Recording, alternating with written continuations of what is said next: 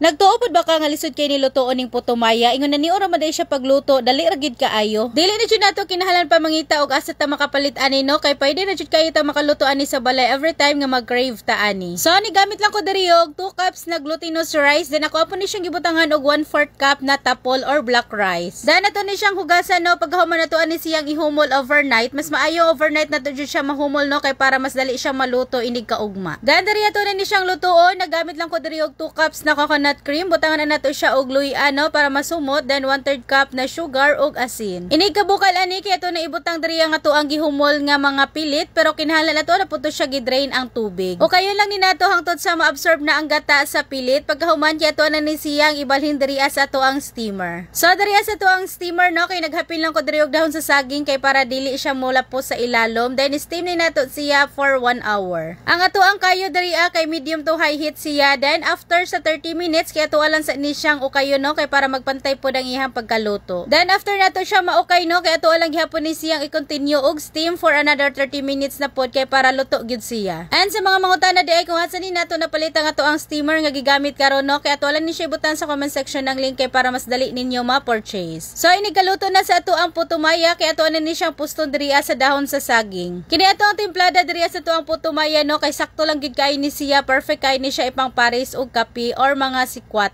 So sa mga gusto magluto ani no pero wala pa kahibaw kung unsaon kay sundan lang gina ninyo nga ato ang gibuhat diri then diri sa babaw kinagbutang pulay ko diri og muscovado sugar. So nga na ra kadali lutuon ning ato ang lami nga putumaya. So maara di kan salamat sa pagtan-aw. Bye bye.